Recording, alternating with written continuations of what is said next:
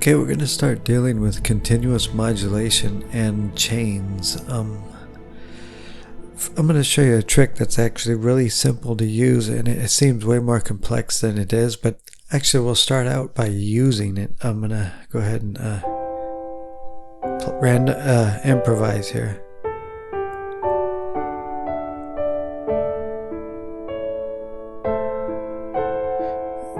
So what might I be doing here?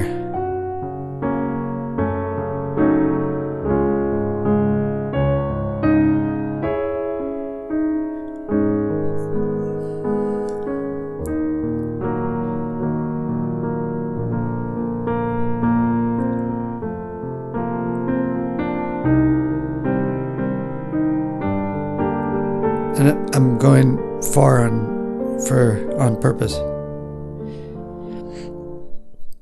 Okay, what am I doing here? Well, I'm actually just using the circle of fifths and using these relationships. I was going in a clockwise direction, and these root relationships are really related. So that was the root movement, and I was just continuously going in that clockwise direction by looking at the circle of fifths and roots. So good exercise to do before we even get anywhere is just to go in a clockwise direction, maybe with just major chords.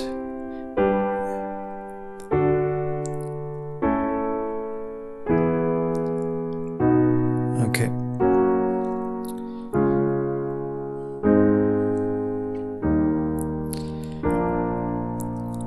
And it works because they're all related to each other. So this is a big trick. These kind of modulations there, and continuous wandering is very easy.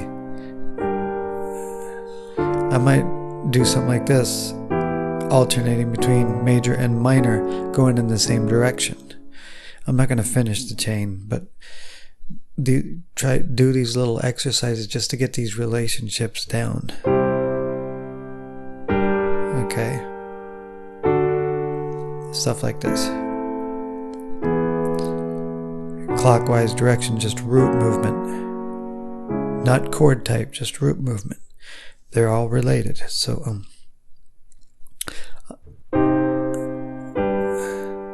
and you might change it up and do the opposite. Okay, I'm not going to go all the way through the chains each time. So just the root movement, whether it's a minor chord.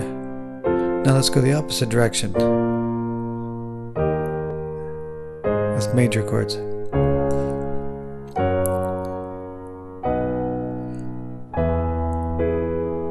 Sorry, I changed. And then you're back at C. So counterclockwise works out nicely.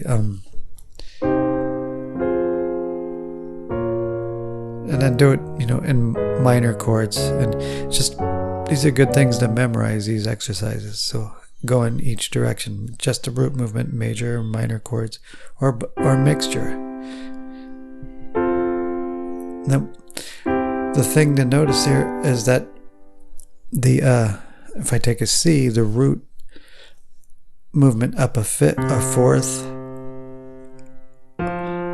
or the chord down a fifth, they're both related to. So if I take a D up a fourth, down a fifth, a chord on any of those tones are related to that D chord, major or minor.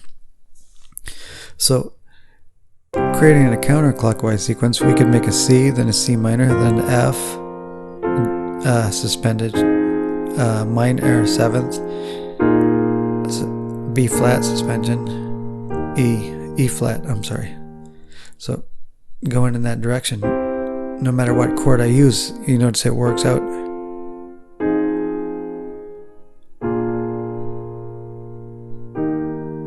So let's do it musically. So we're not sitting here just playing static chord changes.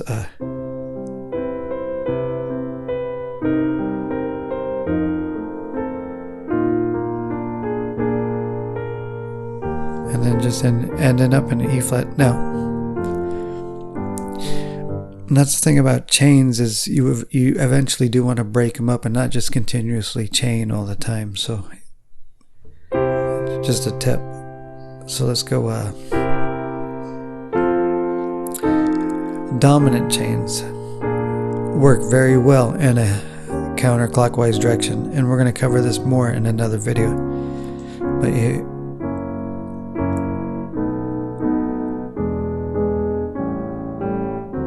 I'll just finish the sequence.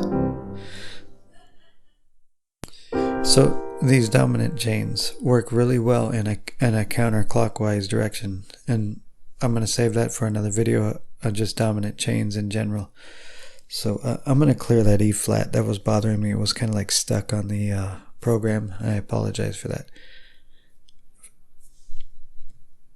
So 1 second, please. Restart the program, load the piano.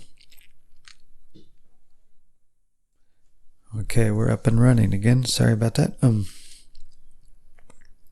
So let's go in the opposite direction.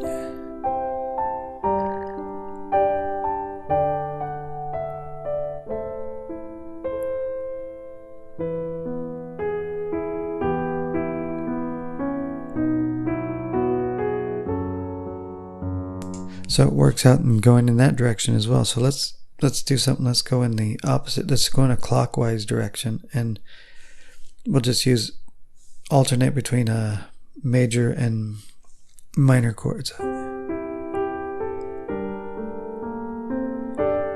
D, A, E.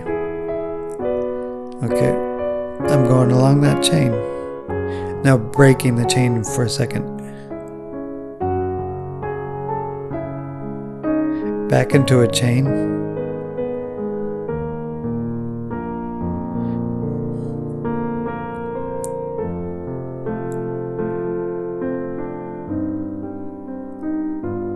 So breaking the chain, breaking out of the chain. Now I'm going the opposite direction, counterclockwise, after breaking out of the chain.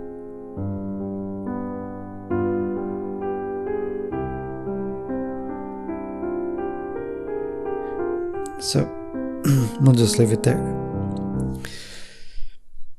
Looking at this graph, you can go any direction. And that's kind of the root movement I was doing. Then I reversed it at a certain point. And in between the counterclockwise or clockwise chains, I broke it up a little bit by temporarily resting on something. Don't always just chain. So, and that's just a good practice. So let's just play some random stuff. I'll just chain in a clockwise direction.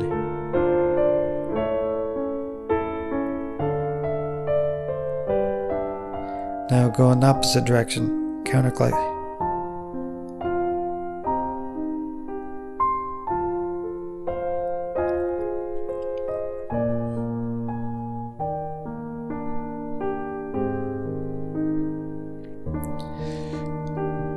Okay, so the whole point of this is just showing that you can go in any direction and then reverse it. So remember, the thing about continuous modulations is sometimes you want to rest in some certain area or something. That's just not all the time, but usually in most cases you will find that compositions that use continuous modulation will often rest in certain areas once in a while, just to break the chains and the constant movement. And it really depends on what mood you're looking for underneath too. So yeah, use the circle of fifths as a reference point for continuous modulation, and we'll go into chains next. But like the C to G, it could be a C minor to a G major, a C major to a G minor, C minor to a G minor, etc. And then C is related to F, and it could be a C major to F minor, C minor to F minor, C minor to F major. It doesn't matter, it'll work. And it could be a C half diminished to F, and we'll find this out later. And so do all these exercises and try to modulate in counterclockwise and clockwise direction and reverse it.